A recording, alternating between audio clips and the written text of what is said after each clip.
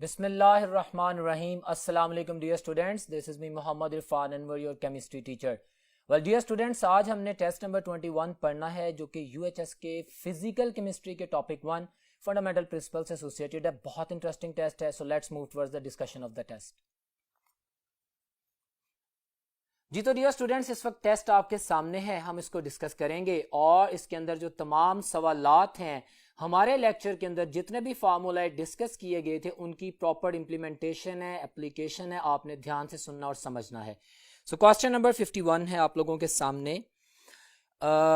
The relative atomic mass of an element is measured in, it's very simple, in atomic mass unit. relative atomic mass को हम atomic mass unit में measure करते हैं और आपको पता है ना, मैंने लेक्चर में बताया था कि 1 atomic mass unit is 1.661 into 10 raised power minus 27 kilograms. तो ये भी याद रखना है, एटॉमिक मास यूनिट में हम नॉर्मली मेजर करते हैं, स्टैंडर्ड है क्योंकि हम कंपेयर कर रहे होते हैं. तो यहाँ पे इसके साथ साथ जो किलोग्राम्स में उसका मास है वो भी मैंने बता दिया है. एमडी कैट है, पूछा जा सकता है. Very simple answer Charlie. इससे तमाम रिलेटेड चीजें पढ़ ली. क्वेश्चन नंबर 52 है जो कि अभी आपके सामने है. During the combustion analysis of an organic compound, आपको याद है मैंने लेक्चर में बताया था कि हम combustion analysis percentage composition of the carbon and oxygen and hydrogen calculate करने के लिए करते हैं, जिसे लीबैग्स मेथड भी बोलते हैं एडवांस लेवल्स की स्टडीज में. लीबैग्स मेथड ये कंबस्टन एनालिसिस है जो आपके सामने है. अच्छा, इसमें हम परसेंटेज कैलकुलेट करते हैं उन तमाम मॉलिक्यूल्स की जो ऑर्गेनिक इन नेचर हैं, जो कि बर्न हो सकते हैं. तो ये बात मैंने रिवाइज की. अब स्टेटमेंट की तरफ आते हैं. कहता है कि carbon dioxide and the water are produced. Okay, water is absorbed in the magnesium perchlorate MgClO4 twice. बिल्कुल ठीक है, वाटर अब्सॉर्बर है. और वही क्वेश्चन जो मैंने लेक्चर में डिस्कस किया था कि हमारे पास जब वाटर एब्सॉर्ब होता है मैग्नीशियम परक्लोरेट में तो ये एक फिजिकल चेंज है. अगर पोटेशियम हाइड्रोक्साइड में कार्बन डाइऑक्साइड अब्सॉर्ब होती है, लेट्स सपोज, तो carbon dioxide acidic in nature होती है, potassium hydroxide basic in nature होता है. इस वजह से वो एक केमिकल चेंज होती है. तो ये वही क्वेश्चन आ गया एमडी कैट का, मैंने लेक्चर में भी हाईलाइट किया था. So it's a physical change क्योंकि पानी अब्सॉर्ब होता है, सिंपल आयनाइजेशन होती है, डजंट मैटर एट ऑल, कोई केमिकल रिएक्शन नहीं हुआ, इट्स अ फिजिकल चेंज. खूबसूरत सवाल. Beta option is my answer. Question number 50 से आप बोर्ड पे देख रहे हैं. ओके, डिफरेंट स्टेटमेंट्स दी हैं, हम देखते हैं.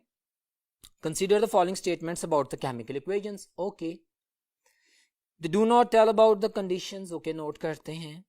They do not tell about the rate of the reaction. ठीक है. They can be even written to describe the chemical change that do not occur. अच्छा, देखते हैं सवाल क्या करता है. तीनों स्टेटमेंट्स मेरे ज़हन में गड़बड़ करती हैं. विच of the following is the limitation of the chemical equation. ये सारी की सारी लिमिटेशंस हैं केमिकल इक्वेशन की. केमिकल इक्वेशन इन तीनों स्टेटमेंट्स के पर्सपेक्टिव में अगर हम देखें तो वो लिमिटेड है. इस सिनेरियो में उसने पूछा लिमिटेशंस क्या हैं, तो मेरे पास ये सारी स्टेटमेंट लिमिटेशंस हैं. क्वेश्चन नंबर 53 में delta option is my answer. Got it. So 1, 2 and 3 options, ये सारी statements they are the limitations. यही उसने क्वेश्चन पूछा था. Very simple and clear. Question number 54 numeric value है, वो मैंने आपके सामने सॉल्व भी किया है, लेकिन अभी उससे पहले मैं स्टेटमेंट पढ़ता हूं. कहता है कि for a reaction A+2B is equal to C, कुछ रिएक्टेंट बता दी और एक प्रोडक्ट बता दी. स्टैंडर्डाइज करना, मैंने अपने लेक्चर में बेटा आप लोगों को समझाया था कि एमडी कैट के स्टूडेंट्स कैलकुलेशन में कंफ्यूज होते हैं. कंफ्यूजन को दूर करने के लिए मैंने लेक्चर में आपको एक स्ट्रैटेजी बताई थी कि स्टैंडर्ड एस्टैब्लिश करना है. अब उसकी प्रैक्टिस आएगी. ओके, तो वो कहता है the amount of the carbon, amount of the C is a product, it's not a carbon, formed by starting the reaction with 3 moles of A and 4 moles of B. कितनी बनेगी? आए white board पे देखते हैं. My dear students, आप देखें, ये आपके सामने मैंने क्वेश्चन नंबर 54 को एक्सप्लेन करने की कोशिश की है. एक इक्वेशन उसने मुझे दे दी, मैंने इसी को स्टैंडर्ड मान लिया. अब मेरी बात सुने, मैंने जब स्टैंडर्ड बनाया तो मैंने कहा 1 मोल अगर A का हो तो इसका 1 मोल B के 2 मोल से रिएक्शन करता है और जो प्रोडक्ट बनती है वो भी 1 मोलर होती है.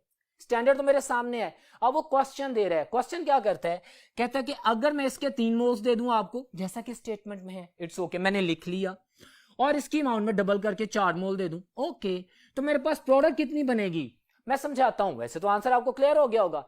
भाई उसने एक रिएक्टेंट को 3 टाइम्स अमाउंट बढ़ा दी है, 3 टाइम्स कर दिया है, और एक रिएक्टेंट को 2 टाइम्स किया है. हमारे पास बी के 2 मोल्स नॉर्मली यूज होते थे ना, उसको उसने डबल किया है और इसको 3 टाइम्स कर दिया है, तो क्या प्रोडक्ट भी 3 टाइम्स हो जाएगी? हरगिज नहीं। The concept of the limiting reactant, भाई मोलर रेशो तो वही फॉलो होगी ना केमिकल इक्वेशन में जो है, जो कि स्टैंडर्ड में मौजूद है। आप बेशक इसको 10 गुना कर देते, लेकिन आपने जब इसको 2 टाइम्स बढ़ाया है तो प्रोडक्ट का जो हमारे पास वेरिएंट बनेगा वो भी 2 टाइम्स ही होगा। इसका 1 मोल इसका 1 मोल बनाता है, इसके 2 मोल इसका 1 मोल बनाते हैं। अगर आप इसके 4 मोल्स बना रहे हैं तो इसके 2 मोल्स बनेंगे, क्योंकि इससे हाफ अमाउंट में प्रोडक्ट बनेगी। This is the reactant which is going to control the amount of the product formed. So there is the concept of the limiting reactant, जो मैंने दोबारा एक्सप्लेन किया।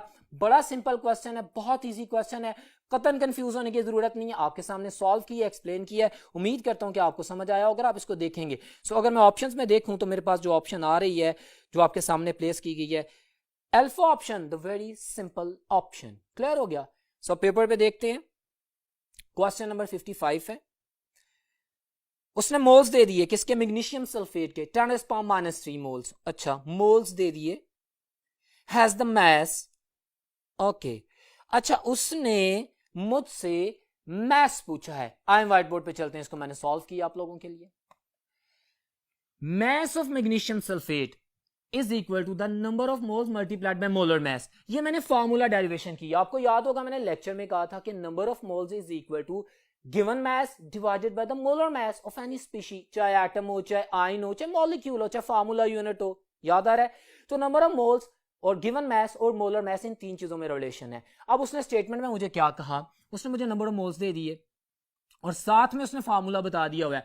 मैं वहां से इसका मोलर मैस निकाल दूंगा। पूछ मुझसे रह के बताएं कितना मैस मैग्नीशियम सल्फेट का बनेगा। तो देखिए मैंने आपके सामने सॉल्व किया है, very simple. Number of moles मैंने यहां पे लिखे, मैग्नीशियम सल्फेट का मोलर मैस। इस स्टेटमेंट में उसने एटम्स के एटॉमिक मैसेस भी दिए, उनको मैंने सम अप किया। मैं जानता हूं मैग्नीशियम सल्फेट का जो मोलर मैस है 120 है, तो जब मैं इसे मल्टीप्लाई करूंगा then I am getting the mass in grams, that is 0.12 gram. So solve कर दिया। ये आप बड़ा वाजे देख सकते हैं, इसको मैंने सॉल्व किया और आपके सामने प्लेस कर दिया। मैं ऑप्शंस को फाइंड आउट करूंगा, तो मेरे पास जो ऑप्शन है beta option is my answer. Very simple and clear. This is entrance test. We have to make the thing easier. And as I'm going to do for you people, मैं explain कर रहा हूं, गौर से देखें, समझें, ठीक है? So question number 55, इस तरह के बहुत से questions आएंगे, हमारे पास बीटा ऑप्शन आंसर है। नेक्स्ट क्वेश्चन पे चलते हैं। क्वेश्चन नंबर 56 है, वो कहता है कि silicon carbide is an important ceramic material, ठीक है, it is produced by allowing silica to react with, ठीक है जी, वो कार्बन से रिएक्शन करवाता है सैंड का, हमारे पास सिलिकॉन कार्बाइड बनती है। इक्वेशन भी उसने दे दी है। क्वेश्चन क्या कर रहा है? क्वेश्चन बहुत इंटरेस्टिंग है, बहुत इजी है। वो कहता है कि 0.6 kilograms of the silica excess of carbon से रिएक्शन कर ले, ठीक है, तो हमारे पास जो एक्चुअल प्रोडक्ट आ रही है ना, वो जो कह रहा है सिलिकॉन कार्बाइड की जो एक्चुअल प्रोडक्ट है वो 0.2 किलोग्राम आ रही है, यानी 200 ग्राम्स आ रही है। आए इसको भी मैंने सॉल्व किया आप लोगों के लिए व्हाइट बोर्ड पे, और अपने लेक्चर की रिवीजन भी करवा रहा हूं for all those students who are going to interest. Watch this question number 56। मैंने स्टैंडर्ड इक्वेशन लिख दी, यही इक्वेशन उसने हमें बताई है। अगर हमें इक्वेशन ना भी बताए, एक सिंपल SiO2 और खाली कार्बन लिख दे, तो पहले मैं उसे बैलेंस करूंगा, ठीक है ना? स्टिचोमेट्रिक कैलकुलेशंस हैं हमारे पास, जो भी वैल्यू हम कैलकुलेट करेंगे बैलेंस केमिकल इक्वेशन में करेंगे। तो बैलेंस कर दी, वो उसने हमें इक्वेशन दी हुई थी। मैंने स्टैंडर्ड बनाया। मेरा वर्ड क्या था इंटरेस्ट है के स्टूडेंट्स के लिए कि सबसे पहले आप स्टैंडर्ड एस्टैब्लिश करें, जो कि आपके सामने होता है। मैंने स्टैंडर्ड बनाया। मैंने इसका जो मैस है सिलिकॉन 28 और 32 ऑक्सीजन, यानी एक एटॉमिक मैस ऑक्सीजन एटम का 16 होता है, 2 एटम्स होंगे तो 32 होगा, 28 प्लस 32 मेरे पास कितना मैस आता है? 60 ग्राम। स्टैंडर्ड बता रहा हूं ना कि जो बैलेंस केमिकल इक्वेशन है उसके मुताबिक अगर मेरे पास 60 ग्राम सिलिकॉन ऑक्साइड हो और कार्बन 12 मल्टीप्लाइड बाय 36 ग्राम आ जाएगा, इससे रिएक्शन करता है। तो मैंने रिलेशन इन दो चीजों का देखना है, सिलिकॉन कार्बाइड का और सिलिका का। लेकिन फिर भी मैंने एक जो असूल सिखाया था आप लोगों को लेक्चर में उसको फॉलो कर रहा हूं, क्योंकि मुझसे फिर कुछ भी पूछ ले मैं इन अ मिनट आंसर करूंगा, इन फ्यू सेकंड्स आंसर करूंगा। मैंने स्टैंडर्ड बनाया, 60 ग्राम में 40 ग्राम में सिलिकॉन कार्बाइड है, आपको समझाने के लिए। अब फिर उसने स्टेटमेंट दी, कहता है कि अगर मैं 0.6 किलोग्राम जो स्टेटमेंट में कह रहा है सिलिका लूं, एक्सेस ऑफ कार्बन के साथ रिएक्ट करूं, तो उसने इसको लिमिट कर दिया ना, तो मैं इसको पहले ग्राम्स में कन्वर्ट करूं, 6 ग्राम 600 ग्राम्स, ठीक है, 1000 से मल्टीप्लाई हो जाएगा ना। और जो स्टैंडर्ड है, जो मेरे पास थियोरेटिकल यील्ड है according to the balance chemical equation, जो कि एक्सपेरिमेंटल नहीं है, थियोरेटिकल है, जो कि मैं बैलेंस केमिकल इक्वेशन से हासिल कर रहा हूं। इस स्टैंडर्ड को फॉलो करते हुए इसका 60 ग्राम ये 40 ग्राम बनाता है, इसका 600 ग्राम ये 400 ग्राम बनाएगा, तो मेरे पास जो थियोरेटिकल यील्ड आती है दैट इज 400 ग्राम। अब उसने मुझे स्टेटमेंट में एक्चुअल यील्ड बता दी हुई है इक्वेशन में, क्या था ना 0.2 किलोग्राम, ठीक है ना। तो उस 0.2 किलोग्राम को जो मैंने ग्राम्स में कन्वर्ट किया तो वो 200 ग्राम हो गया। What is the formula to calculate the percentage yield? Actual yield divided by the theoretical yield multiplied by 100। So I am applying this formula. Actual yield आपने मुझे बताई, थियोरेटिकल यील्ड मैंने बैलेंस केमिकल इक्वेशन से calculate की। My answer is the 50%। It's very simple. मेरे पास जो percentage yield इस केमिकल रिएक्शन में आएगी दैट इज 50%। और अब मैं ऑप्शंस देखता हूं कि आपके सामने कौन सी हैं। अगर मैं क्वेश्चंस की ऑप्शंस देखूं, my dear students, Charlie option, very simple and clear. और ये मैंने जो मेथड अडॉप्ट किया है ये इजियर है, जो मैंने आपको सिखाया है। इसके अलावा सॉल्यूशन में भी आपके सामने पेपर में भी मौजूद है, but follow these lines, these are important. Next question पे चलते हैं। Question number 57 students, molarity is defined as the number of the mole of a solute of any substance dissolved. This is the definition. Per decimeter cube of solution. My dear students, सारी बातें याद रखें। molarity solution plus solute का collective जो volume है वो 1 litre होना चाहिए, जिसे हम 1000 सेंटीमीटर क्यूब कहते हैं, जिसे हम 1 डेसीमीटर क्यूब भी कह सकते हैं। मैंने लेक्चर में बताया था, इस चीज को ध्यान में रखिएगा। तो पर decimetre cube of the solution, यहां पे मैं लिंक कर रहा हूं। मोलैलिटी जब मैंने कहा था तो उसमें 1 किलोग्राम ऑफ सॉल्वेंट कहा था। मैंने यहां पे ये पॉइंट भी बताया था कि चूंकि मोलैरिटी में सोल्यूट प्लस सॉल्वेंट दोनों का सोल्यूशन जो है वो 1 लीटर होता है, सो टेम्परेचर से इफेक्ट होती है, क्योंकि टेम्परेचर बढ़ाने से वॉल्यूम बढ़ जाएगा, मोल्स ऑफ सोल्यूट जो वो ज्यादा होंगे, मोल्स ऑफ सॉल्वेंट कम हो जाएंगे, सोल्यूशन ज्यादा कॉन्सेंट्रेटेड हो जाएगा। ये वर्ड्स मैं बार बार रिपीट कर रहा हूं, इंपॉर्टेंट हैं, ठीक है। जबकि molality will not be affected by the temperature. यहां पे उसने सिंपल डेफिनेशन पूछी है, तो alpha option is my answer. Got it? ये सारी डिस्कशन आप लोगों के लिए की जाती है ताकि आप इन चीजों को रिवाइज करें। क्वेश्चन नंबर 58 है, आइडेंटिफाई द इनकरेक्ट स्टेटमेंट। देख लेते हैं जी। The 1 mole of an ideal gas at standard temperature and pressure occupies volume 22.4 decimeter cube। बिल्कुल ठीक है। You know what is the standard temperature for gases? मैंने lecture में बताया था 0 डिग्री सेंटीग्रेड। 1 मोलर गैस का वॉल्यूम 0 डिग्री सेंटीग्रेड पे 22.414 decimetre cube होता है। रूम टेम्परेचर पे 25 डिग्री सेल्सियस पे कितना होता है? 24 डेसीमीटर क्यूब होता है। और मैंने लेक्चर में आपको एक्स्ट्रा इंफॉर्मेशन दी थी, वो एक दफा डिस्कस की गई है, इस वजह से मैंने कहा था कि अगर 50 डिग्री सेंटीग्रेड टेम्परेचर कर दिया जाए तो वही 1 मोल गैस, उसका वॉल्यूम 26 सेंटीमीटर क्यूब हो जाएगा। इन तीनों चीजों को ध्यान रखें। आप स्टेटमेंट्स पढ़ते हैं। दूसरी स्टेटमेंट वही आ गई, 1 mole of an ideal gas at room temperature and pressure, यानी 25 डिग्री सेल्सियस 24 डीएम क्यूब। बिल्कुल सही कह रहा है, इनकरेक्ट देखनी है। 22.4 dm cube of the different gases that STP has the same number of molecules। हाँ भाई, 1 मोल, हमें नहीं फर्क पड़ता कि मैस क्या है। अब भाई हमने स्टैंडर्डाइज मोल को किया हुआ है ना, मैस जो मर्जी हो, गैस का 1 मोल होना चाहिए, चाहे वो हल्की गैस है चाहे वो भारी गैस है, उसका इफेक्ट डेंसिटी पे होगा, पोलैरिटी पे तो नहीं ना होगा। नंबर ऑफ मोल्स तो सेम। तीनों स्टेटमेंट्स ठीक हैं। डेल्टा ऑप्शन में कहता है 22.4 dm cube of the different gases that STP have the same molecular masses। अभी मैंने यही कहा नहीं है। 1 मोल ऑफ हाइड्रोजन गैस 2 ग्राम है, उसका वॉल्यूम भी 22.414 डीएम क्यूब एसटीपी पे। 1 मोल ऑफ ऑक्सीजन गैस 32 ग्राम है, मैस डिफरेंट है, लेकिन चूंकि 1 मोल है उसका वॉल्यूम 22.414 डेसीमीटर क्यूब है। सो मैसेज डिफरेंट है, वॉल्यूम सेम है। तो ये डेल्टा ऑप्शन गलत है, वो कह रहा है कि इनके मैसेज सेम होंगे, बिल्कुल गलत कह रहा है। So delta option is my answer. Question number 59 अब देखते हैं। विद छोटे छोटे न्यूमेरिकल्स, उनकी प्रैक्टिस है। मैं एक एग्जांपल को जस्टिफाई करूंगा क्वेश्चन नंबर 59 में। Consider the following statements. कर लेते हैं कि the 20 gram of the calcium has 3.01 to 10 power 23 calcium atoms. अच्छा, स्टेटमेंट देख रहा हूं मैं। नंबर 2 पे कहता है 2.38 gram uranium has 6.0 to 10 power 22 uranium atoms. But dear students, को मैं सॉल्व करता हूं, उसके बाद ये तमाम स्टेटमेंट्स आप आपके फिंगर टिप्स पे आ जाएंगी। Watch on the white board. Question number 59 students आपके सामने है। हम जानते हैं कि नंबर ऑफ पार्टिकल्स कैलकुलेट करने का फॉर्मूला क्या होता है किसी भी स्पीशी के, चाहे वो एटम है, चाहे वो मॉलिक्यूल है, चाहे वो फॉर्मूला यूनिट है, कुछ भी है, चाहे वो आयंस हैं। हम उसके नंबर ऑफ मोल्स को उसके एवोगैड्रो नंबर से मल्टीप्लाई कर देते हैं. You know Avogadro number 6.02 into 10 power 23. Got it. अब मैंने नंबर ऑफ मोल्स को फाइंड आउट करना है. इन चारों स्टेटमेंट्स में आप चेक रखेंगे, आपको गिवन मास दे दिया गया है, आपको उस एंटिटी, अगर एटम है तो उसका एटॉमिक मास पता होना चाहिए. जैसे कैल्शियम का 40 है, उसने 20 ग्राम कहा, उसके 0.5 मोल आते हैं. ये तो मैं कैलकुलेट कर रहा हूं ना एक पॉइंट में, मैं आपको गाइड कर रहा हूं इस मिसाल को क्लैरिफाई करके कि बेटा करना क्या है. मेरे पास जो कि आंसर है मेरा, मैंने उसको जस्टिफाई किया. अब देखें, उसने कहा 2.38 ग्राम यूरेनियम. मैंने कहा ठीक है, आपने मुझे मास दे दिया है, मुझे यूरेनियम का एटॉमिक मास पता है, that is 238 grams. 1 mole uranium का मास है एटम का. ठीक है, मैंने number of moles find out किए तो मेरे पास 1/100 आंसर आ रहा है. मैं जब इसको एवोगैड्रो नंबर से मल्टीप्लाई करता हूं तो आप देखें, मैंने आरोहेड लगाया आपको समझाने के लिए. 10⁻23 है तो ऊपर जाके 10⁻2 उसको करके 10⁻21 में कन्वर्ट कर देगा. MD CAT students, this is just for you people. Very simple and easy calculations, but I am going to repeat again and again ताकि आप समझ सकें. तो मेरे पास आंसर ये आता है. अगर आप स्टेटमेंट देखें तो ये तो मैंने सेकंड स्टेटमेंट पढ़ी थी, इसमें इसने कहा नंबर 2 स्टेटमेंट में कि 2.38 gram uranium has 602 into 10 power 22. वो ये गलत स्टेटमेंट है. मुझे पता लग गया कि ये गलत स्टेटमेंट है. बाकी मैं स्टेटमेंट पढ़ता हूं. नंबर 3, 1.8 ग्राम वाटर, उसको 10 से डिवाइड कर दिया. वाटर का 18 ग्राम मैस होता है, तो सारी बात है मैं उसका ऊपर से एक डिजिट कम कर दूंगा तो 10 power 22 वाटर मॉलिक्यूल. स्टेटमेंट बिल्कुल ठीक है. नंबर 4 स्टेटमेंट की बात करता हूं.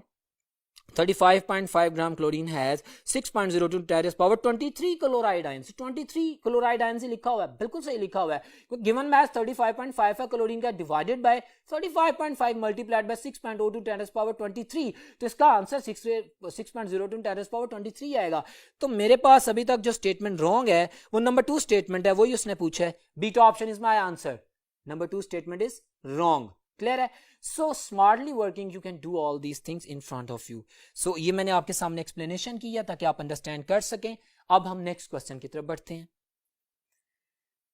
क्वेश्चन नंबर 60 है, many elements have fractional atomic masses. अच्छा, this is because this is the concept, the definition. भाई एक एलिमेंट का मैस फ्रैक्शनल क्यों होता है कि वो जो फ्रैक्शनल एटॉमिक मैस है, इनफैक्ट हमने रिलेटिव एटॉमिक मैस जिसकी बात कर रहे हैं वो आया है हर आइसोटोप के मैस को उसकी परसेंटेज बर्डन से मल्टीप्लाई करके और ऐड करके डिवाइडेड बाय 100, वो जो फार्मूला कैलकुलेट करते हैं.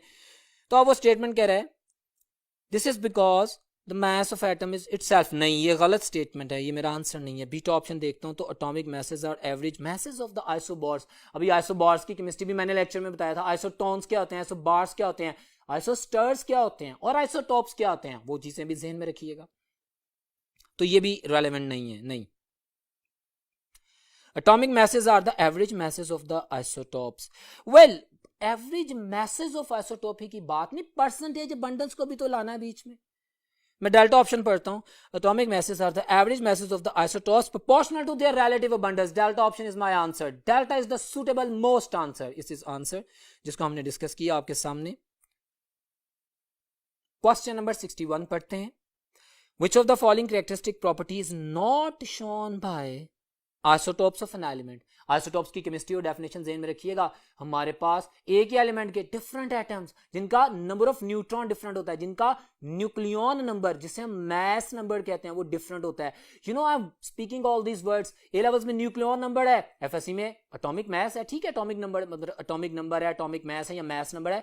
तमाम रेलिवेंट वर्ड्स मैं बोल रहा हूं for every kind of the student. So be confident on that. और ये एमडी कैट में पूछे जाएंगे, यहां पे कोई डिस्क्रिमिनेशन नहीं है. अब हम देखते हैं इसका आंसर कि which of the following characteristic properties not shown by के. They have same electronic configuration. हाँ, एटॉमिक नंबर तो सेम होता है, सही कह रहे हैं. They have same atomic number, एक ही बात है. They have similar. This is wrong. हमने कहा था आइसोटॉप्स की केमिकल प्रॉपर्टीज सेम होती हैं क्योंकि केमिकल प्रॉपर्टीज एटॉमिक नंबर पे डिपेंड करती हैं. एटॉमिक नंबर जिसे प्रोटॉन नंबर भी कहते हैं उस पे डिपेंड करती हैं. लेकिन चूंकि फिजिकल प्रॉपर्टीज मैसेज पे डिपेंड करती है और मैसेज ही तो इनके मुख्तलिफ होते हैं, इसलिए इनकी फिजिकल प्रॉपर्टीज डिफरेंट होती हैं. तो ये चार्ली ऑप्शन बिल्कुल गलत कह रहा है. ये मेरा आंसर है. उसने कहा था बताओ गलत कौन सा है, मिसमैच है. बाकी डेल्टा ऑप्शन भी बिल्कुल ठीक है, प्रोटॉन नंबर यानी एटॉमिक नंबर जो सेम है. So Charlie option is my answer. Question number 62 की तरफ बढ़ते हैं dear students. The number of the isotopes which have even atomic number theory आ गई। आइसोटॉप्स के बारे में जो डिस्क्रिप्शन है 280 आइसोटॉप्स हैं जिनमें 40 रेडियो एक्टिव हैं, 240 स्टेबल है, और उसमें से जो इवन नंबर्ड हैं उनके आइसोटॉप ज्यादा होते हैं 154। याद आ गई सारी केमिस्ट्री। अब बात करते हैं, वो कहता है कि which have the even atomic number and the even mass number, और यही मैं बोल चुका हूं, अल्फा ऑप्शन दैट इज 154। हम 240 में से 154 की बात करेंगे, और जो ऑड नंबर के होते हैं, याद है तमाम पॉइंट्स आपको मैंने लेक्चर में एम्फसाइज किया था कि ये मेमोरी बेस्ड क्वेश्चंस है, आपने याद रखने हैं। जो ऑड वाले हैं वो 86 हैं, जो इवन वाले हैं वो 154 है। They are the stable isotopes among the 250। तो ये आपने याद रखना है, alpha option. Very simple answer. Next question है question number 63, the combustion analysis, the Liebig's method, जिसमें हमने ऑर्गेनिक कंपाउंड को बर्न किया था, कार्बन डाइऑक्साइड का मास लिया था, वाटर प्रोड्यूस का मास लिया था, और फिर हमने कार्बन की परसेंटेज कैलकुलेट की थी, लिसन माय वर्ड्स, हाइड्रोजन की परसेंटेज बाय फार्मूला कैलकुलेट की थी केमिकल मेथड से, और ऑक्सीजन की परसेंटेज हमने डिफरेंशियल मेथड से निकाली थी। तमाम बातें एमसीक्यूज याद हैं। अब वो स्टेटमेंट पढ़ते हैं, दैट इट कंटेन्स, ठीक है, उसने परसेंटेजेस दे दी हैं। Okay, it's a numerical, I have solved it for you. Move to the next board. Next board में बताता हूं क्या है। जी तो डियर स्टूडेंट्स, आप देख रहे हैं इस वक्त नेक्स्ट बोर्ड पे क्वेश्चन नंबर 63, जो मेरा आंसर है उसको मैंने जस्टिफाई किया आप लोगों के लिए। वॉच दिस, उसने मुझे परसेंटेज ऑफ कार्बन जो न्यूमेरिकल वैल्यू दी है स्टेटमेंट में, मैंने सिंपली लिखा है। परेशान नहीं होना कि एमडी कैट और न्यूमेरिकल्स आ गए, वेरी सिंपल। आपको जो फिगर्स देगा वो बड़ी सिंपल होंगी, बड़े आसानी से आप कैलकुलेट करेंगे, ठीक है। मैंने परसेंटेज ऑफ कार्बन लिखी, परसेंटेज। अब मैंने जब इंपीरिकल फार्मूला और मोलेकुलर फार्मूला डिटरमिन करना होता है तो मैं तमाम points for your sake revise कर रहा हूं। हम सबसे पहले परसेंटेज ऑफ एलिमेंट्स कैलकुलेट करते हैं, फिर हर एलिमेंट की परसेंटेज को उसके एटॉमिक नंबर से डिवाइड करते हैं, हमारे पास नंबर ऑफ मोल्स आ जाते हैं, और फिर नंबर ऑफ मोल्स को लीस्ट वैल्यू से डिवाइड करते हैं। गॉट इट ऑल दो स्टोरी, ठीक है। अगर हमारे पास फ्रैक्शन में आंसर आता है तो सूटेबल नंबर से मल्टीप्लाई करते हैं, अगर होल नंबर आता है तो एज इट इज उसको प्लेस कर देते हैं। सो ये तमाम चीजें अप्लाई की हैं। Percentage divided by atomic mass तो मेरे पास आ गया। अब ये मेरे पास फिगर आउट आ गए। अब इसमें से मेरे पास ये नंबर ऑफ मोल्स आ गए ना दोनों के। तो मैंने क्या किया, मैंने सिंपल जो लीस्ट वैल्यू और नंबर ऑफ मोल्स है उससे इन दोनों को डिवाइड कर दी है।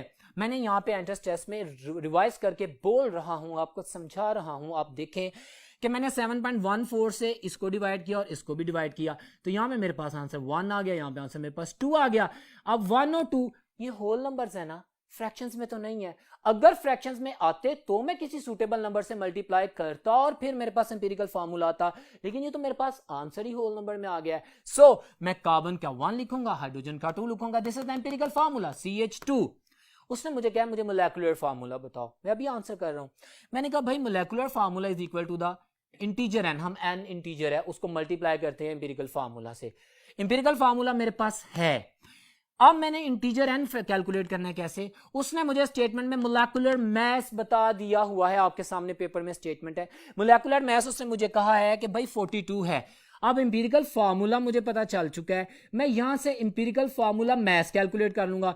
12 + 2 14, तो मैं इसका जो molecular mass divided by empirical formula mass करूंगा तो मेरे पास आंसर आ जाएगा 3, इंटीजर 3 आ जाएगा। इस 3 को मैं अपने इंपीरिकल फार्मूला से मल्टीप्लाई करूंगा and I am getting the answer, the molecular formula that is C3H6। Very simple and clear. This is physical chemistry, my dear students. This is MDCAT and no need to worry at all. You must be confident about the concept, जो कि आप लोगों के लिए मैंने time spend करके explain किया है। उम्मीद करता हूं समझ आया होगा। सो अगर ऑप्शंस देखते हैं हम क्वेश्चन नंबर 63 की, जो कि मैंने निकाली है, तो इन ऑप्शंस में से मेरे पास Charlie option is my answer, C3H6 ना। So very simple. Next question पे चलते हैं। क्वेश्चन नंबर 64 है, the atomic nuclei which have the same number of neutrons are called। आपको याद है, अब देखिए मैंने टेबल भी आपके सामने पेपर पे दे दी है, मैंने सारी बातें लिखी। आइसोटोप्स आप जानते हैं क्या होते हैं, जिनका एटॉमिक नंबर सेम होता है और मास नंबर यानी न्यूक्लियन नंबर डिफरेंट होता है, न्यूट्रॉन से फर्क आ जाते हैं। आइसोबार्स इसका रिवर्स होते हैं, ऐसी एंटिटी जिनका मास सेम होता है, मैंने लिख भी दिया है, और उनका जो प्रोटॉन नंबर एटॉमिक नंबर है डिफरेंट होता है। आइसोटोन्स क्या होते हैं, जिसमें सेम नंबर ऑफ न्यूट्रॉन्स पाए जाएं, और उसने यही पूछा। So Charlie option is my answer, I am going to answer that, isotones.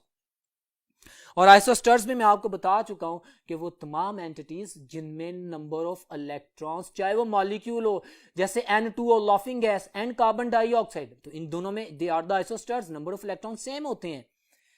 So isoster बता दिया, आइसोटोन्स बता दिए, आंसर मेरा आइसोटोन्स है और आप इसको बड़े अच्छे तरीके से जानते हैं, चार्ली ऑप्शन। नेक्स्ट क्वेश्चन है my dear students, question number 65। Okay, the interesting question, इस तरह के क्वेश्चंस आते हैं। A ring, diamond ring made up of the 18 gram of the diamond. अच्छा, गिवन डायमंड क्या है? Allotropic form of carbon, so given mass of carbon is 18 gram. Okay, diamond is pure carbon बता रहा है, it has number of carbon atoms.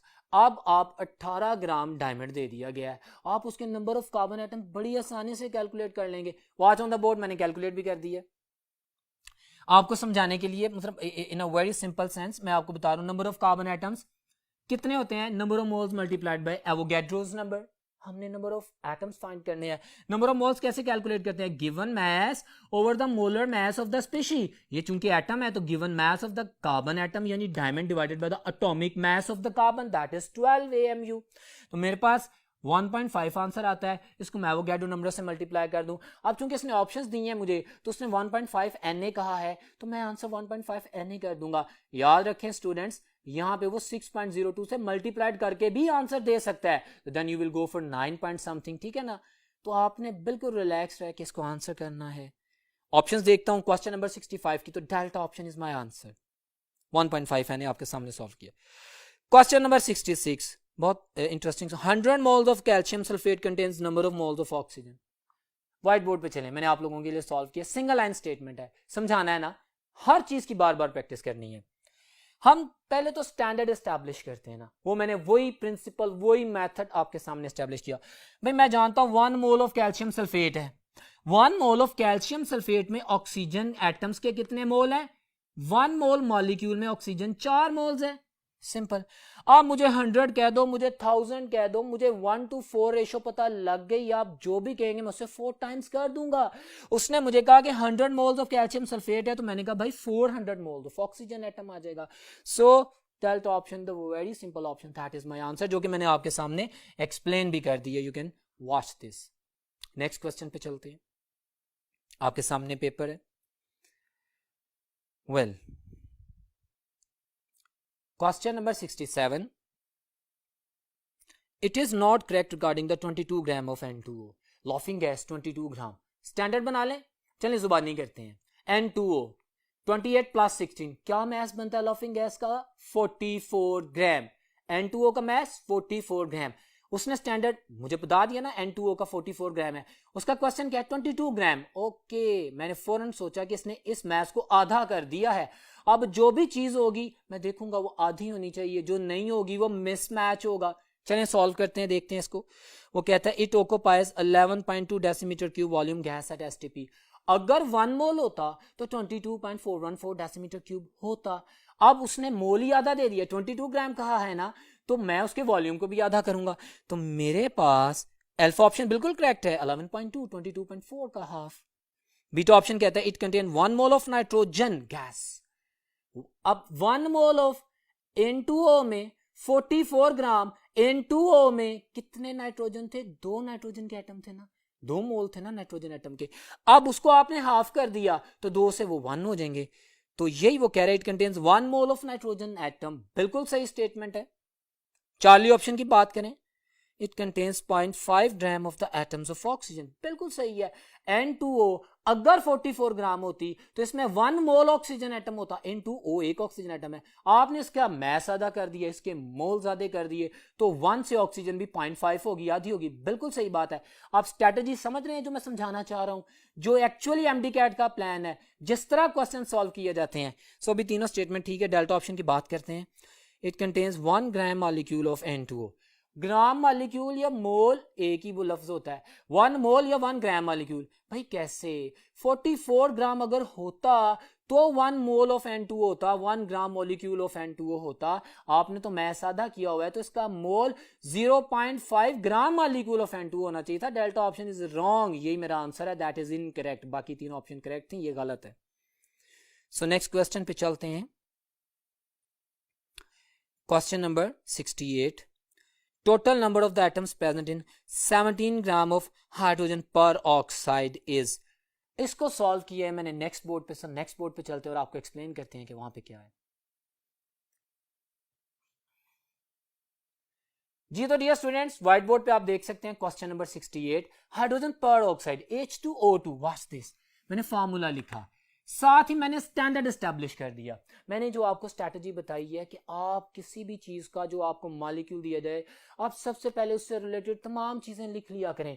इसके अंदर atoms कितने हैं, इसका मास कितना है, इसके नंबर ऑफ पार्टिकल्स कितने Na हो सकते हैं। सो मैंने H2O2 पढ़ा तो मैंने फौरन H2O2 का सबसे पहले मास लिखा कि 34 ग्राम है, और उसके अंदर टोटल नंबर ऑफ एटम्स लिख दिए 4 Na, 2 हाइड्रोजन के, तो ऑक्सीजन के एटम्स आ गए 4 Na atoms, hydrogen plus oxygen, क्योंकि इसने किसी एक एलिमेंट का नाम नहीं लिया। एक एलिमेंट का नाम ले सकता है एमडी कैट में डियर स्टूडेंट्स, वो अगर खाली हाइड्रोजन के पूछ लेता तो आप 2 Na कह देते, खाली ऑक्सीजन के पूछ लेता तो 2 Na कह देते। तो आपको ये तमाम चीजें सिखा रहा हूं, आपको बताना चाहिए। अब उसने मुझे क्या कहा है कि 17 ग्राम उसने मुझे गिवन मैस दे दिया। अब मुझसे वो कुछ भी पूछ रहे हैं, ready to answer within seconds.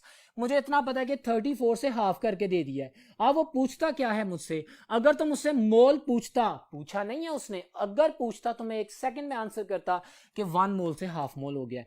लेकिन उसने मैथ को आधा करके पूछा, बताओ टोटल नंबर ऑफ एटम्स कितने हैं, तो 4 से हाफ 2 हो जाएंगे। Very simple.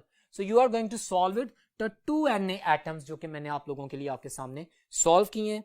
तो अगर इसका मैं आंसर देखता हूं, आपके सामने पेपर है, alpha option is my answer, the 2 Na atoms in the H2O2 if it is 17 gram. Very simple. So next question है question number 69. In the combustion analysis of the organic compounds, बार बार आ रहा है question, which of the following element is estimated by differential method? मैंने start में भी बोला था, हमारे पास carbon की परसेंटेज के लिए कार्बन डाइऑक्साइड हासिल करनी पड़ती है, हाइड्रोजन की परसेंटेज के लिए वाटर वेपर्स मैग्नीशियम परक्लोरेट के फिजिकल कॉम्बिनेशन से हासिल करने पड़ते हैं, ठीक है। लेकिन ऑक्सीजन की परसेंटेज, भाई अगर आपको 100 में से 2 एलिमेंट्स की परसेंटेज मिल गई है तो आप 100 में से माइनस कर देंगे उन दोनों की, तीसरी आ जाएगी डिफरेंशियल मेथड किसकी, ऑक्सीजन की। So the percentage of oxygen, Charlie option, very simple answer, you can go for that. आगे हम बात करते हैं क्वेश्चन नंबर 70 की। विच of the following unit of the concentration of the solution, खूबसूरत सवाल है, बहुत अहम सवाल है, इज इंडिपेंडेंट ऑफ टेम्परेचर। मैं बात करूंगा इस पे, मैंने लेक्चर में भी बात की थी, पहले बात में डिस्कशन इसके आंसर की तरफ जाएंगे। लिसन बट डियर स्टूडेंट्स, हर वो स्टैंडर्ड, चाहे वो मोलैरिटी हो, चाहे वो परसेंटेज हो, जिसमें पूरे सोल्यूशन की बात वॉल्यूम में हो, ठीक है ना, पूरे सोल्यूशन का वॉल्यूम कंसीडर किया जाए, 1000, 100, 200, 500 पार्ट्स पर मिलियन, वहां पे सोल्यूट प्लस सॉल्वेंट दोनों हो, सॉल्यूशन हो, तो वो टेम्परेचर से इफेक्ट होगा, होता है। क्यों होता है? क्योंकि मैंने आपको बताया है कि जब हम टेम्परेचर बढ़ाते हैं तो वॉल्यूम एक्सीड करता है ना लिक्विड का, माइनर सा सही बढ़ता तो है। अब उसमें क्या होता है कि अमाउंट ऑफ द सॉल्वेंट कम हो जाती है। जब अमाउंट ऑफ द सॉल्वेंट कम हो जाती है, सोल्यूट तो उतना ही रहता है, तो कॉन्सेंट्रेशन बढ़ जाती है। अब उसने पूछा मुझे बताएं कि इनमें से कौन कौन सा ऐसा है कि जो टेम्परेचर बढ़ाने से अपने डिफरेंट कॉन्सेंट्रेशंस दे देगा, सॉल्यूशन की वेरिएशन हो जाएगी, इफेक्ट आ जाएगा। सो मैं आंसर कर रहा हूं, percentage composition wait by volume. हम जानते हैं वेट बाय वॉल्यूम परसेंटेज कैसे होती है, mess of solute divided by volume of the solution. हाँ, इफेक्ट होगा वॉल्यूम ऑफ द सॉल्यूशन। अगर मैस होता, वेट बाय वेट होता, तो बिल्कुल इफेक्ट ना होता। मैं तमाम चीजें बार बार बता रहा हूं, कुछ भी पूछ सकता है। तो वेट बाय वॉल्यूम है तो वॉल्यूम ऑफ सॉल्यूशन है, इफेक्ट होगा, ठीक है। Mole fraction is my answer my dear student. Mole fraction में हम जानते हैं number of moles divided by the total number of moles. इसमें तो हम किसी वॉल्यूम की बात ही नहीं कर रहे, तो मोल fraction is independent of temperature. ये तो मेरा आंसर आ गया, बाकी भी ऑप्शंस देख लेता हूं। पीपीएम की बात करता हूं, वेट बाय वॉल्यूम, तो वॉल्यूम ऑफ सॉल्यूशन की बात कर रहा है, इफेक्ट होगा टेम्परेचर से। And molarity is very popular answer, this will be affected by the temperature. So बहुत अच्छा सवाल, जिसमें मैंने आपको वंस अगेन तमाम परसेंटेजेस की टेम्परेचर की वजह से जो इफेक्ट होता है उसको एक्सप्लेन किया, और कॉन्सेंट्रेशन को भी एक्सप्लेन किया। इन तमाम बातों को ध्यान में रखिएगा। क्वेश्चन नंबर 70 का आंसर था बीटा। नेक्स्ट क्वेश्चन पे चलते हैं। क्वेश्चन नंबर 71, टेबल बना हुआ है. All of the followings are correctly matched except जो मैच नहीं करती. Empirical formula, the percentage of elements, ठीक है. होल नंबर रेशियो है ना, molecular formula, empirical formula and the molar mass of a compound. हाँ अभी इसी से निकाला है, मैच कर रहा है. Percentage of the carbon and hydrogen, combustion analysis of the organic compound, बिल्कुल मैच कर रहा है. relative atomic mass and the mass number of isotopes only. My dear students, जो relative atomic mass है वो सिर्फ mass number of isotopes की बात नहीं होती, साथ में percentage abundance भी होती है. उससे multiply करते हैं, divided by 100 करते हैं, फिर बात करते हैं. relative atomic mass हमारे पास elements का होता है क्योंकि वो एवरेज निकाली होती है, और mass number हमारे पास जो है वो आइसोटॉप्स का होता है. वो कहते हैं relative atomic mass term is used for the elements, और ये मैंने बताया है. तो delta is the mismatched, clear बात नहीं की गई. ये हम तभी आंसर कर सकेंगे जब आपने लेक्चर गौर से सुना होगा, और इस डिस्कशन के दौरान आपसे थोड़ी देर पहले भी मैंने ये वर्ड्स बोले थे, आपने जहन में रखिएगा. माइनर डिफरेंसेस आएंगे. This is a game of smart working, got it. So capture that. Delta option is a very simple and related answer. Question number 72 है, mark the incorrect statement about the isotopes of an element. Incorrect देख लेते हैं. An element with odd atomic number has 2 isotopes, ठीक है. Usually not more than 2, book की line है. All the elements occur in nature in the form of isotopes. हाँ मैंने 4 elements बताए थे ना, मतलब कौन से, गोल्ड, आर्सेनिक, आयोडीन और फ्लोरीन. सिर्फ ये 4 मोनो आइसोटोपिक एलिमेंट हैं, बाकी हर एक या कोई ना कोई आइसोटोप्स होते हैं. और आइसोटोप्स आप जानते हैं क्या होते हैं.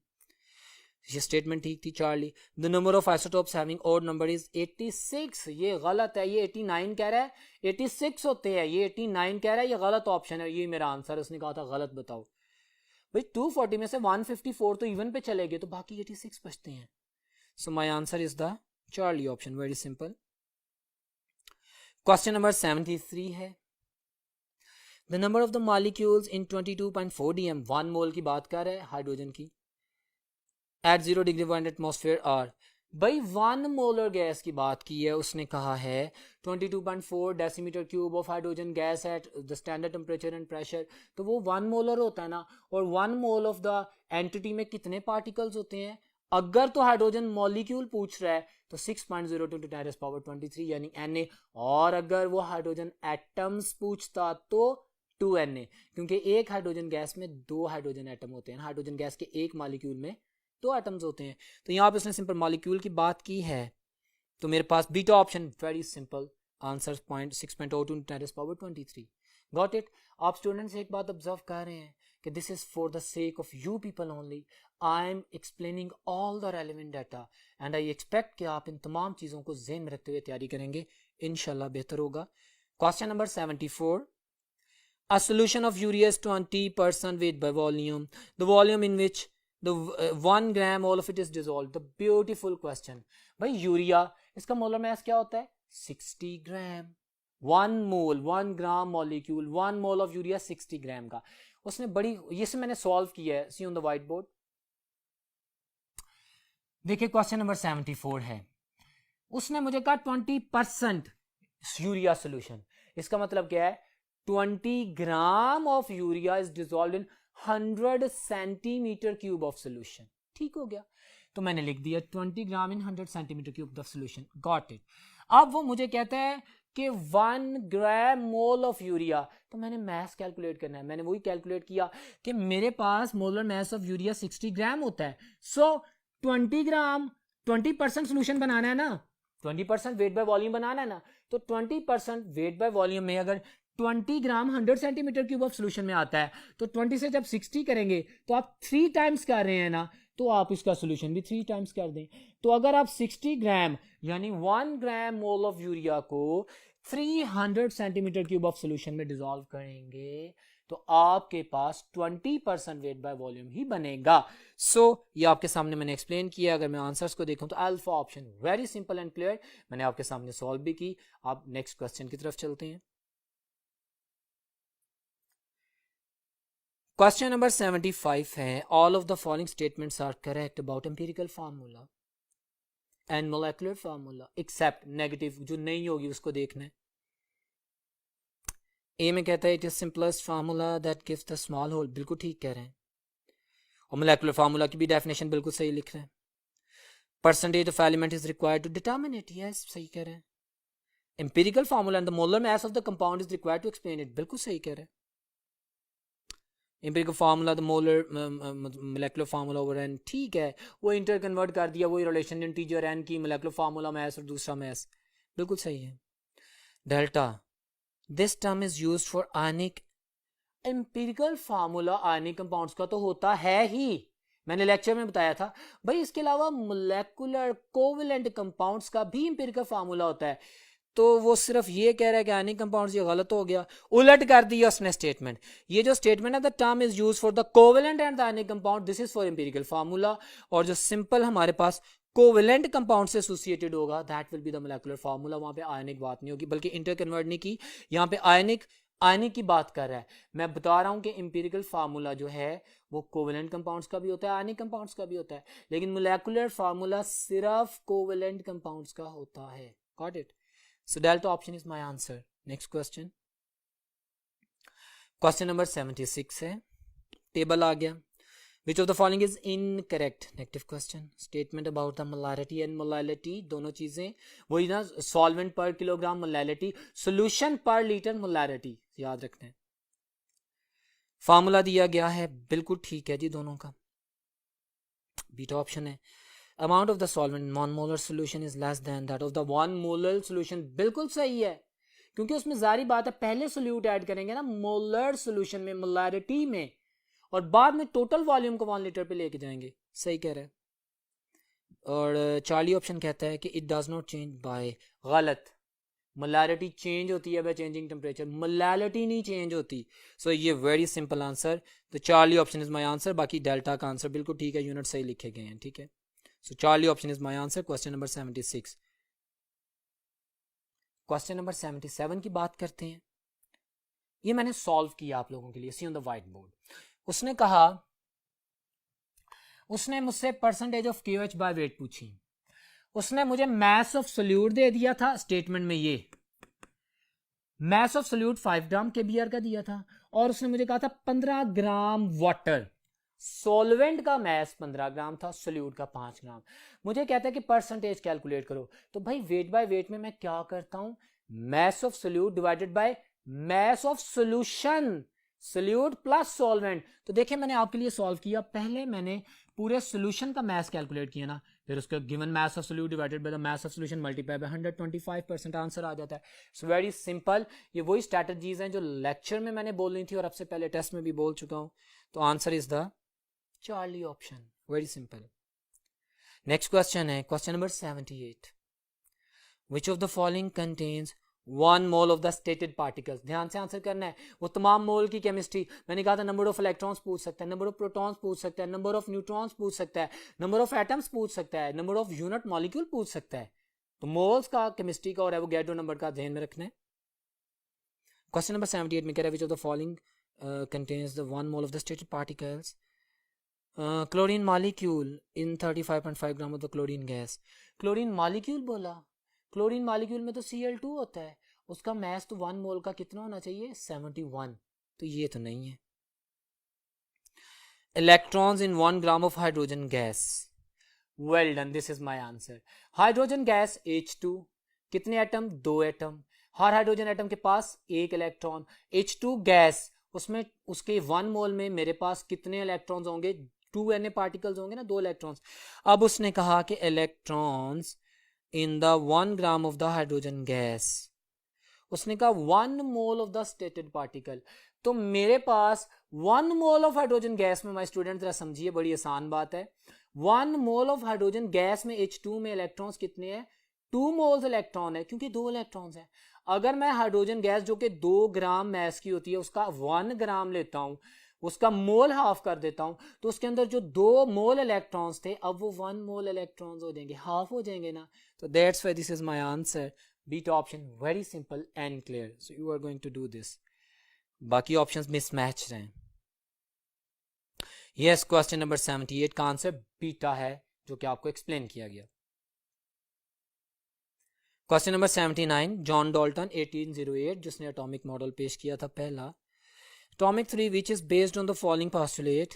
अच्छा, which one of the statement is correct. अब आपने अपने अंदाजे नहीं लगाने, आपने जॉन डॉल्टन की स्टेटमेंट्स को ज़हन में रखना है. वो जो उसने कहा था स्मॉलेस्ट पार्टिकल होता है एटम, इंडिविजिबल होता है, गॉट इट, उससे मिलके बने होते हैं सारे मैटर्स. सिर्फ जॉन डॉल्टन के पोस्टुलेट को ज़हन में रखना है. बाकी पोस्टुलेट सही हो सकते हैं लेकिन जॉन डॉल्टन के पॉइंट ऑफ व्यू से वो गलत हो सकते हैं. तो मैंने उसके पोस्टुलेट को ज़हन में रखते हुए आंसर करना है. स्टूडेंट्स, वो कहता है atoms are indivisible, atoms are the smallest particle of an element. This is the suitable most answer. John Dalton ने कहा था the smallest particle of element is called. यही तो जॉन डॉल्टन का बेसिक कॉन्सेप्ट था. वो अलग बात है कि उसने कहा था तमाम एटम एक जैसे होते हैं, बाद में फिर सोडी आ गया, उसने एसीटोप बना के इसकी थीसिस को रिजेक्ट कर दिया, फिर एटम को डिवाइड भी कर लिया गया. वो अलग बातें हैं, लेकिन beta option is my answer. Very simple and the clear answer, the smallest particle of an element. अच्छा, अब देखने में अल्फा ऑप्शन भी तो ठीक है, वही तो बात है इंडिविजिबल, लेकिन जो वर्डिक्ट जो लाइन है जॉन डॉल्टन की वो बीटा ऑप्शन है, तो हमने इसको आंसर करना है. In MD CAT we have to answer the suitable most and the exact most answer. So beta option मेरा आंसर है. बाकी बातें हैं तो सिमिलर प्रॉपर्टीज वगैरह नॉट मैच्ड. नेक्स्ट क्वेश्चन है जी, question number 80. 0.5 mole of the magnesium burns with excess oxygen. How much magnesium oxide is formed? ये मैंने आप लोगों के लिए सॉल्व किया. Watch on the whiteboard. My dear student, standard बना लें. मेरी केमिस्ट्री वही है, मेरा टेक्निक और स्ट्रैटेजी वही है जो कि आप लोगों के लिए आसान तरीन है. मैंने स्टैंडर्ड बनाया 2mg प्लस O2 2mgO बना दिया. ओके, अब मैंने यहाँ पे मैग्नीशियम और मैग्नीशियम ऑक्साइड का रिलेशन देखना है ना. मैंने स्टेटमेंट को पढ़ने के बाद इन दोनों को रिलेट किया. मैंने देखा बैलेंस केमिकल इक्वेशन में मैग्नीशियम के 2 मोल यूज हो रहे हैं मेटल के, और 2 मोल ही मैग्नीशियम ऑक्साइड बन रहा है. अब उसने मुझे गिवन मोल मैग्नीशियम के क्या दिए, जितने गिवन मोल मैग्नीशियम के देगा उतने ही गिवन मोल मैग्नीशियम ऑक्साइड के बनेंगे. तो मैंने नंबर ऑफ मोल्स तो देखो ना कंपेयर करके एक सेकंड में कैलकुलेट कर लिए. मुझे कहता है मैस बताओ मैग्नीशियम ऑक्साइड का कितना बनेगा. स्टूडेंट कंफ्यूज हो सकता था, लेकिन इस स्ट्रैटेजी से वो बिल्कुल इजी प्ले करेगा कि कभी मैं जानता हूं mess of magnesium form, magnesium oxide form क्या होता है, उसके नंबर ऑफ मोल्स को उसके मोलर मैस से मल्टीप्लाई कर दो. अब मैग्नीशियम ऑक्साइड का मोलर मैस मैं जानता हूं, मैग्नीशियम 24 एंड 16, ऑक्सीजन 40 होता है, तो नंबर ऑफ मोल से मल्टीप्लाई किया and I am getting the answer that is the 20 gram. So 20 gram is my answer जिसको मैं करने जा रहा हूँ. सो beta option is my answer आपके सामने सॉल्व किया गया आसान तरीन करके. क्वेश्चंस को इजी रह के समझना है, कॉम्प्लिकेट नहीं करना. Beta option. Question number 81. In the combustion analysis of the organic compound, carbon dioxide in the water, okay, are produced. CO2 absorbed in the 50% potassium hydroxide. तो ये क्या है बोला मैंने इस टेस्ट के स्टार्ट में, ये केमिकल चेंज है. क्यों? Carbon dioxide acidic in nature, KOH basic in nature, मिलकर पोटेशियम कार्बोनेट बना देंगे ना, इक्वेशन भी है. So this is the chemical change. Alpha option is my answer. Very simple. आगे चलते हैं. Question number 82. वो तमाम केमिस्ट्री अप्लाई करें फिंगर टिप्स पे. How many oxygen atoms are in 2 moles of oxygen gas. Oxygen atom, 1 mole oxygen gas O2 होती है, 1 मोल में कितने होते हैं 2 एटम, तो 2 मोल में कितने होंगे 4 एटम, 4 Na पार्टिकल्स. तो आप इसको ध्यान में रखते हुए आंसर करते हैं. Alpha option is my answer. उसने पता है क्या किया है, उसने 2 मल्टीप्लाइड बाय 6 में 0 to 10⁻23 1 मोल ऑक्सीजन एटम को पहले लिख दिया है, 1 मोल में 6.02 into 10⁻23 मल्टीप्लाइड बाय 2 एटम्स, और बाद में 2 मोल से दोबारा मल्टीप्लाई कर दिया. इसको 4Na कह सकता है, इसको 4 into 6.02 into 10⁻23 कह सकता है, इसको इस फॉर्म में भी कह सकता है. बात एक ही है. Alpha option is my answer. Very simple. Question number 83. Which of the following statement does not match correctly? Does not. For the number of the isotopes of elements, हम देखते हैं. मोनोआइसोटोपिक एलिमेंट, हाँ आयोडीन है, गोल्ड है, arsenic है, fluorine है, सही कह रहा है. बीटा में कह रहा है द ट्राई आइसोटोपिक एलिमेंट जिनके 3 आइसोटोप्स होते हैं. ऑक्सीजन हाइड्रोजन बिल्कुल सही कह रहा है. डाइसोटोपिक एलिमेंट्स ब्रोमीन क्लोरीन ठीक कह रहा है. टेट्राइसोटोपिक एलिमेंट सल्फर ना, ओ हम पढ़ते हैं निकल के कितने होते हैं आप जानते हैं, सल्फर के कितने होते हैं आप जानते हैं, तो मिसमैच है, 5 होते हैं ना निकल के. सो गलत हो गया, ये गलत हो गया. Delta option is my answer. बाकी तीनों स्टेटमेंट ठीक है. Very simple. क्वेश्चन नंबर 84 पे आते हैं. Beautiful question. The molarity of a solution is 0.3 molar. The mass of urea is in 100 centimetre cube solution. Beautiful question. Molarity की वो practice जो मैंने आपको लेक्चर में करवाई थी, मैंने आपको स्ट्रेटजी बताई थी मोलैरिटी के फार्मूले को, अब उसी को मैं रिपीट कर रहा हूं, watch on the white board. मैंने कहा था molarity given mass over the molar mass of the compound या number of moles of solute dissolved in the 1000 centimeter cube of solution। और मैंने आपको एक और बात बताई थी, अगर मेरे पास कोई गिवन वॉल्यूम अपनी तरफ से दे दे, वो कहता मुझे 1000 में नहीं चाहिए, मैंने लेक्चर में बताया था 1000 की बजाय 100 में चाहिए, तो 100 यहां पे लिखूंगा, 100/1000 आएगा ना, तो टेक्निकली स्पीकिंग 1000 ऊपर आ जाएगा।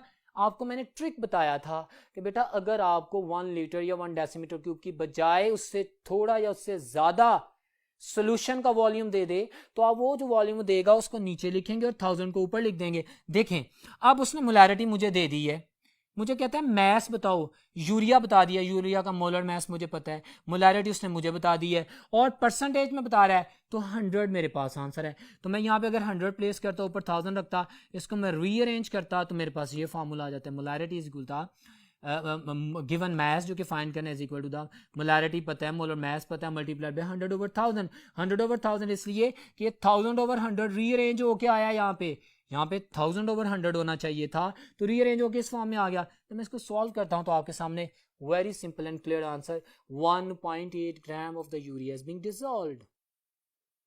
तो आंसर है beta option, very simple. So next question है my dear students, question number 85, the last question. Hydrogen burns in chlorine to produce hydrogen gas, equation दे दी है, मतलब हाइड्रोजन क्लोराइड गैस, ठीक हो गया। The ratio of the masses of the reactants in, ratio पूछी है, वेरी सिंपल। वैसे मैंने व्हाइट बोर्ड पे भी सॉल्व कर दिया, आप देखें व्हाइट बोर्ड पे, H2 + Cl2 2HCl। उसने कोई केमिस्ट्री नहीं पूछी, बड़ी सादा सी बात पूछी है। उसने क्या पूछा है कि मैसेस की रेशियो, एलिमेंट्स जो रिएक्ट कर रहे हैं उनकी क्या है ratio, simplest whole number ratio. Balance chemical equation में 2 gram hydrogen 71 gram 71 gram chlorine से रिएक्शन करती है। अगर इसका मैं सिंपलेस्ट होल रेशियो निकालूं तो क्या बनती है 1:35.5। तो ये मेरा आंसर है, बड़ा सिंपल आंसर है जो कि ऑप्शन है alpha. Well my dear student, that was very informative, very interesting and very worth working test of the physical chemistry. और इस पे मैंने बहुत ज़्यादा एलेबोरेशन की है, तमाम क्वेश्चंस की एक्सप्लेनेशन की है, क्योंकि ये बहुत इंपॉर्टेंट है। And MD CAT students, you feel a kind of hurdle while solving these questions before, and I hope कि अब आप लोग बेहतरीन तरीके से सॉल्व कर रहे होंगे। उम्मीद करता हूँ आप इसकी बेसिस पे अच्छी तैयारी करेंगे और आपका टेस्ट बेहतरीन होगा। इंशाल्लाह नेक्स्ट लेक्चर में मुलाकात होगी, तब तक अल्लाह हाफिज़।